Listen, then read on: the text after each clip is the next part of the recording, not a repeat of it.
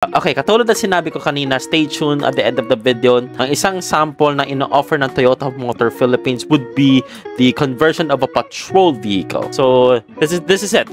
This is just a Toyota Tamaraw na bone bear based variant. Wala siya ng EBD, naka-steelies, hindi siya naka-mags, hindi rin siya alam mo yung Apple CarPlay, Android Auto. Yung nilagay na tanging accessories dito, syempre yung yung wangwang, yung blinkers nga pala, and then yung may CB radio pa nga ako nakita dito at the middle of it. The comment that I wanted to share is, first things first is the steering wheel. Yung steering wheel would actually base from a Toyota Vios steering wheel. So that's what I have completely noticed. Hindi na siya based dun sa proper Hilux Fortuner na yung steering wheel ng both vehicles of that. And then yung tachometer, well, it doesn't have one. Instead, they have replaced a logo of a Tamaraw Hilux. Yun na yung lalagay natin. Para lang masabi natin na this is the very, very base variant in which it doesn't have a tachometer. And then, the next one would be, obviously, the 5-speed shifter. Mainly, this is a base variant. Let's have a manual one. And then, this is the option for, this is a much durable, hindi ko naman sinasabing sirain yung automatic, but this is a much durable na option to go with the base Tamaraw variant. The next one would be the climate control system. Wala nga siya nung recirculation modes eh. So, wala siya sa, yung, kahit meron tayong air louvers doon nakatapat sa may windshield, it doesn't have that option to use that option. Wala lang, nakaabang lang yung air louvers na yun. And then, lang natin dito is, talo pa nga siya ng light taste eh. Yung light taste kasi may heater eh. Ito wala. The next one would be the rigid dashboard design. I have to say, it's really boxy, but at the same time, obviously, it is macho looking. Parang siya, deserve siyang gawing dashboard ng FJ Cruiser. I don't know. Most likely, I am wrong for this one. Malamang sa malamang, but yeah, if you wanted a refreshed dashboard ng FJ Cruiser, well, yeah, that could actually fit. The next one will be the exterior side of it.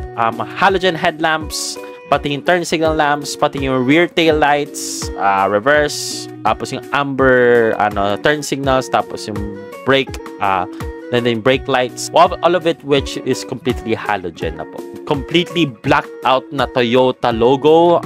Di tulad siya ng Toyota drop side na high variant ng Tamaraw is, I'm not sure kung silver accents pa to or supposed to be white. Probably a silver accent na Toyota emblem. But ayun, this is just basically it. And then this is the wheels and tires. Tires natin is 195, tapos 14-inch yung steelies natin. 5 lug nut spec, and obviously with the cutesy with the Toyota emblem dun sa hubcap. That's quite unique for me. Para lang sa akin lang naman. And then yung suspension natin. So, sa harap ang suspension natin is IFS coil, then at the back is a rigid leaf spring. Yeah, leaf spring. I wonder how would ride I might defend on Toyota this one kasi nakasakay na ako sa Toyota Hilux na FX. Hindi naman siya technically matagtag. Hindi naman siya super tagtag. Yun ang napapansin ko. Since this is going to be patrol wise, I think they wouldn't mind kung sabihin natin matagtag talaga o hindi ang isang leaf spring ng Toyota Tamaraw Hilux FX Patrol. But yeah, napapansin ko lang naman dito is syempre may mga bench seat tayo dito sa likod ng ng rear cabin ng Toyota Police Patrol sample. And then meron tayong small cabinet dito sa taas. And obviously there are cabin lights fitted with the vehicle. Going around with the exterior shot of the vehicle is ayun lang naman. Well, obviously, hindi lang naman yung available na sample na papagawa sa inyo ng Toyota Motor Philippines, and meron pa silang pinakita actually. Dito sa Toyota Makati, yung isa pang conversion na pwede nilang gawin is yung ambulance. Yes, Toyota Tamaraw FX, Toyota Tamaraw FX body with a ambulance conversion, sort of, yeah. So, eto na siya. Yan yung loob ng ambulance. There are bunch of cabinets na pwede lagyan ng medicines, and kung tutusin nga, alam ko meron pa akong nakitang fire extinguisher dito sa loob. Probably not kasi hindi ko nakikita to while editing. Well, magsisimula muna tayo sa harap. Ang nilagyan nilang accessories dito is yung CB radio thingy, tapos dito rin yung control ng siren, tsaka yung yung wang-wang. Yeah, some sort of like that. And above all else, syempre, Toyota Tamaro features na siya. Actually, I'm really impressed na Toyota Tamaro FX ay lahat nito ay leather seats. Well, it's not technically na genuine na leather. Alam ko pinagbalot lang naman to eh. So, take a note of that. 5-speed manual transmission, air conditioning, so on and so forth. Then, heading on naman dun sa likod, now this is where it gets interesting. But before climbing inside within the cabin of the ambulance, little do I notice na meron pala tong yung garnish, or I don't know, a do-it-yourself garnish. Hindi, di pala.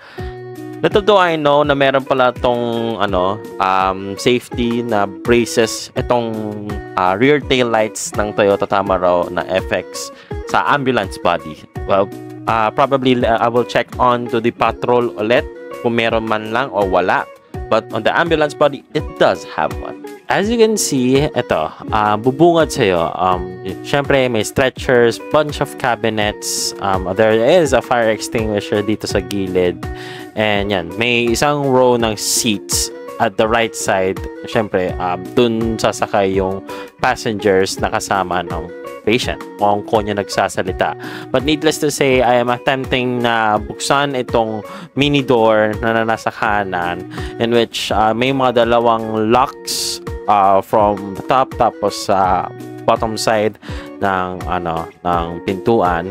And yeah, and in order for you to unlock it, just unlatch those locks. Then syempre, mas maluwag na yung pagdadaanan or papasukan ng tao, or kung may lalagay pa kayong man gamit dito sa the cab itself. Then when it comes to the flooring ng ambulance version, it is much different since it is finished with a metal floor plate with a diamond pattern. Yeah.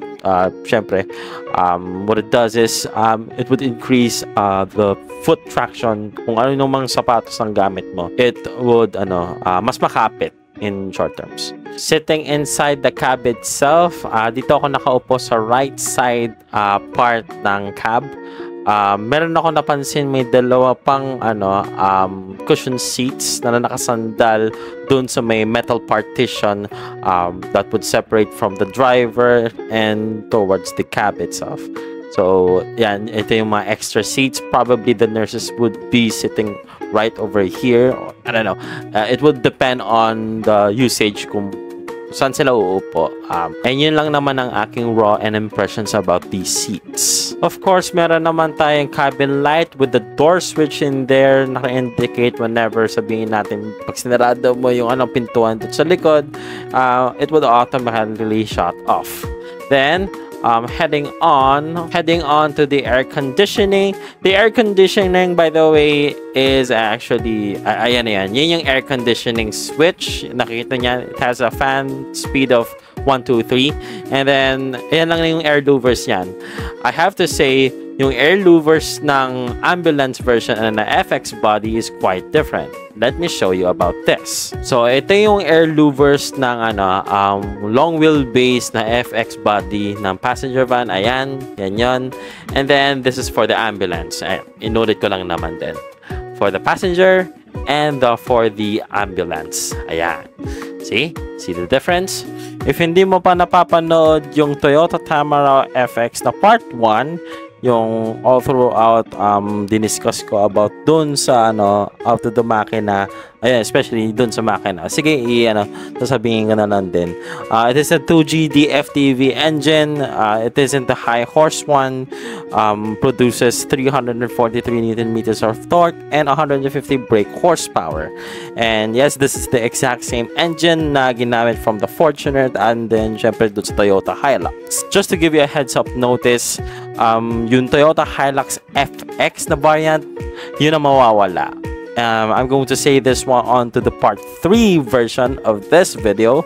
And yeah, abangan nyo na lang dun because I've got something for you guys na sinabi ko dun sa part 1 na kailangan nyo na rin panoorin if you know kung dito ka nagsimula sa video na ito. So this is the part 2 technically, but overall this is the exterior wise of the ambulance version. Ganun na ganun din, same front end, very boxy. Hindi ko lang actually sasabihin to, ang napapansin ko dito sa harap na ito, parang siyang merong impact beam na sabihin natin right from the American vehicles way back then, like from the 90s or even older generation of vehicles from the US. Meron siyang mga impact beams inside the bumper. May mga makakapal na bakal na sinasaksak, tapos andito yung yung polyethylene na plastic na bumper. So yan, parang ang taba-taba niya sa harap but some people, as far as I can see dun sa comments, some people actually would like it, but some people didn't like it. So mixed opinions and comments about that one. But yeah, ayun lang yung masasabi ko. Hindi ko pa masabi kung nagugustuhan ko siya, hindi ko pa nasasabi kung ayaw ko dun sa design na yan. But yeah, that's just my completely transparent comment about the front end of the Toyota Tamaraw FX. Hindi pala FX, Toyota Tamaraw na lang. Kung tatanungin niyo ako sa comment section kung magkano nga ba ang isang Toyota ambulance version of the Tamaraw, well, I have no idea. Mainly because, little do I know na sinabihan ako ng isang ahente na i-upload ko dun sa the third part of this video, na sinabi nila na wala talaga silang idea on, or wala pa silang information kung magkano talaga ang mga na presyo nitong different kinds of Tamarows and so on and so forth. But needless to say, natsambahan ko lang yung nakita kong presyo dun sa Toyota Tamaraw group page. Na kaya ko in-screenshot yun para hindi na lang akong maging baka mamaya sabihin nyo na galing sa akin yun. But yun yung naging proof. In-screenshot ko na lang, and I patched it here into the video, and ayun, it was around 1.1 million something yung yung FX long wheelbase body. Yun yung nakita ko dun. And then so wait na lang tayo for the following months perhaps. And I was informed na most likely next year talaga ma-release itong mga units ng Tamaraw for, let's say, kapag nakapag-down ka siguro right now, or this year, next year pa siya lalabas. But who knows, it might be earlier, I might be wrong obviously, but yeah, time will tell. So i-display ko naman yung mga iba't ibang ino-offer ng Toyota Motor Philippines na iba't ibang conversion na pwede nyong gawin sa Toyota Tamaraw. Conversion options. First things first, yung patrol van, ambulance, yan, give and take. Yan yung mga pinakita ko. The next one would be the refrigerated van. As far as I can see, yan yung nakikita kong picture dun sa digital brochure na pre-provide ng Toyota Motor Philippines. Ang taas. Probably I am wrong for this, pero baka namamalikmata lang ako since nasa picture pa lang. But mukhang mas mataas pa to sa typical elf.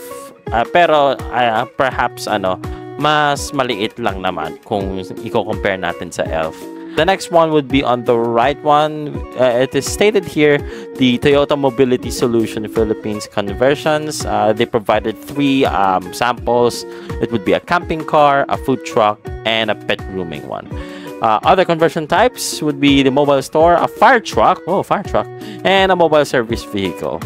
Tapos, babalik ulit lang tayo dun sa kaliwa, yung TMP conversions would be a school bus. Oh wow, I'm actually interested for this.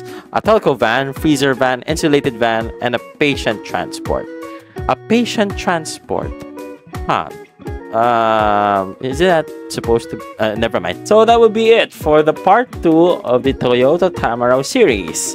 Wait for the part 3 kasi this is the variant na hindi ko inaasahan at nasabi ko naman ito sa part 1. So right on the flesh, nagulat lang ako. In person ko siya na nakita, but yes, yun din na naiisip nyo. But ngayon na lang, pagbigyan nyo na lang ako. Like, comment, share, and subscribe, guys. Maraming salamat sa pagsuporta ninyo.